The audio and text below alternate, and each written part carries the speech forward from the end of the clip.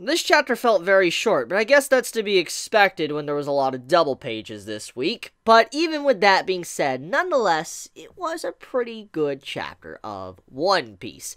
So, to start off, let's just talk about how Pekom's got annihilated in this chapter, okay?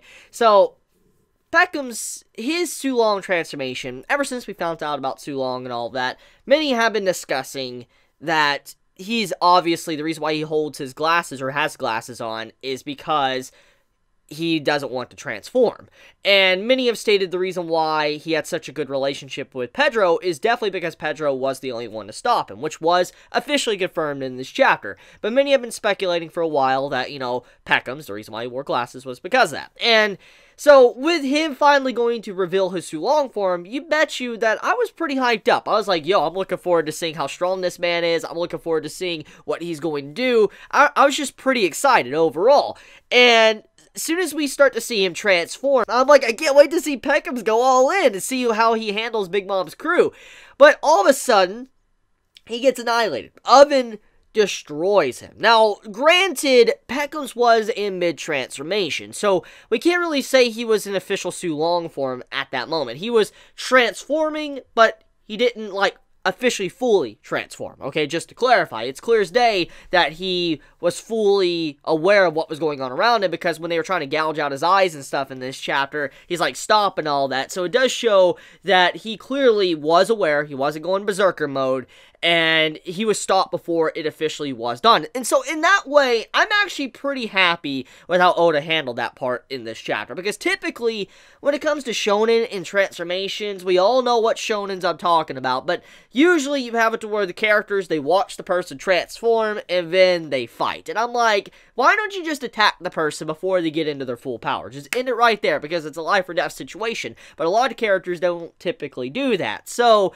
when I saw Oven attack Pekom's like that, I'm like, you know what, even though I'm kind of upset that I didn't get to see Pekom's go in and annihilate Big Mom's crew, or at the very least hold them off, I'm still very happy that Oven stopped him instantly, and it fit in with the characters and the threat of Big Mom's crew, that they're no joke. Even if you have an insane Sulong form, doesn't automatically mean that you're going to win, because they're not going to let you transform, and that's what Oven did. When he went in, yeah, it was over. So, I appreciate that. Oda, I know many are probably going to give you a lot of, hell for that this week, saying that they want to see Pekom's, which I do want to see Pekom's. I wanted to see his full transformation, but I'm not going to hate, because I do like the way that was done. Now, we get to see a man say that, oh, you can moonwalk? Everybody can moonwalk. There's nothing special about that. And I'm like, wait, what? Like, just when I saw that, said in this chapter, I'm like, that really just shows how crazy the New World is, or Big Mom's crew is, that majority of them probably can do moonwalk like it's nothing.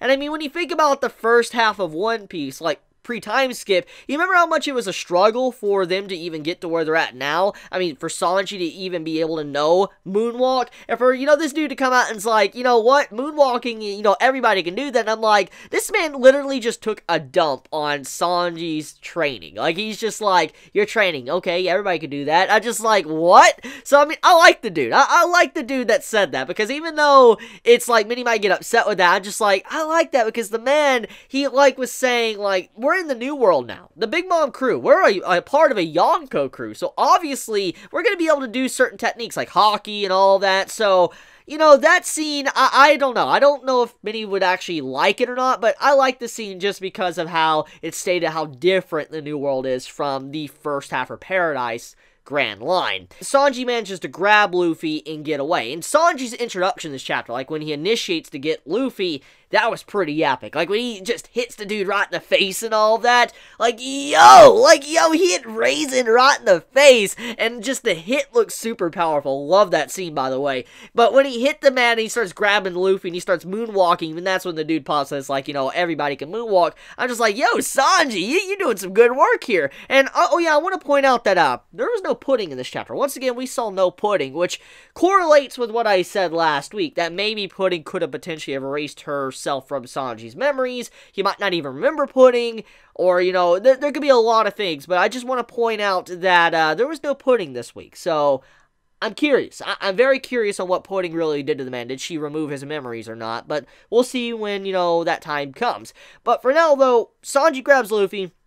They're running away, and obviously, it's not going to be that easy. Because, I mean, even though we're at the end of the arc and all that, and Luffy beat a big obstacle, which was Katakuri, or a tie technically happened, at the end of the day, Big Mom's crew is still there. They're fresh and, fully 100%, while Luffy, this man's scraping the bottom of the barrel. He's barely able to even stand at this point, and Sanji's having to carry him. Now, Sanji may be a strong individual. He may be able to put up a decent fight overall, but him being able to fight the entirety of Big Mom's crew, that's not happening, okay? End of story, end of discussion. That's just not happening. So, obviously, there's going to need to be more done for Sanji to get out of this situation, because he just cannot fight for the entire crew. I mean, they're very strong. We've already seen this many, many times that you just cannot underestimate them. And so, Sanji, he hits the ground, and thankfully, something pops up, or people pop up, that save the day.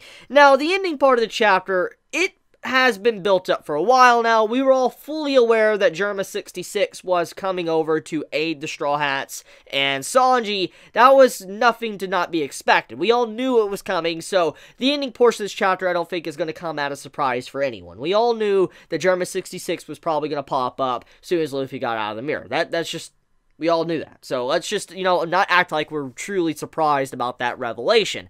However, what does make the ending part of this, chapter very hype is the fact that, once again, it does show how strong Germa 66 is when they actually do have their battle suits. You remember that when they went to the tea party, they didn't have their suits on, which in turn made it to where they could easily get defeated. And so it just shows the difference in level of strength when they have their battle suits and they don't.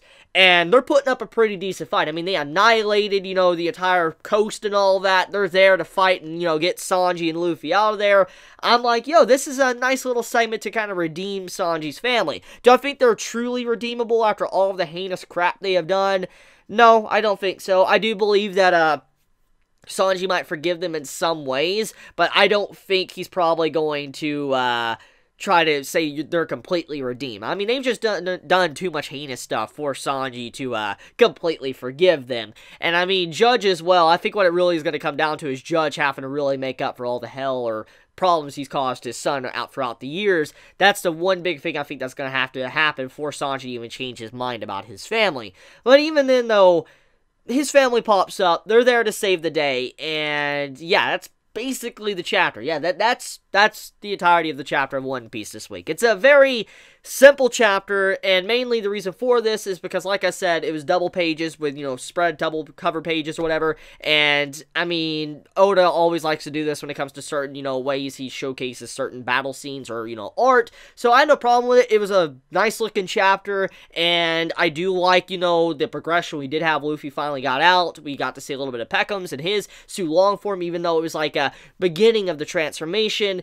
Overall, decent chapter. So before I end this video, though, there's a couple of things I do want to talk about, though. So, how did you all feel? Like, I want to ask the community real quick, how did you all feel about what happened to Pekom's? Even though I explained my thoughts on it, I still want to get everybody's thoughts. How did you feel about Pekom's having his transformation interrupted and not really being able to showcase his Su Long form after all of the hype that it's received and all of that? I mean, with the whole situation with Carrot and how her Su Long form was amazing. I mean, do you think that, Oda blue balls us when it came to Pekom's transformation, or do you think it was actually, it made sense because of how Oven is and how strong he is, and, Pekom's getting, one shot kind of like that? I mean, let me know your thoughts on that. I'm very curious on how the community feels about Pekom's, that entire situation there, and also, how do you feel about the situation with, Germa at the end of the chapter? Please be honest in the comments below. I'm just very curious. And so with that, I think I'm going to end this video here. It was a very simple chapter.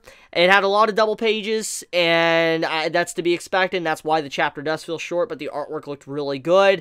So that's about it. I mean, let me know your thoughts. How did you feel about the chapter? Did you like it? Did you hate it? And thankfully, we don't have a break next week, which that's one thing to breathe easy about, because when it comes to One Piece, we always have to worry about the next week One Piece will be on break. Thankfully, that didn't happen. So let me know your thoughts in the comments below. If you enjoy my content, please subscribe. If you like this video, please leave a like, and if you want to get notified for whenever I upload upload videos, please click the notification bell icon down below, because for some reason, even though you're subscribed, you don't always get notified for when I upload videos. So if you want to get notified for when I upload a video, please click the bell icon down below. And with that, be safe, be healthy, have a wonderful day or night wherever you live. Chibi out.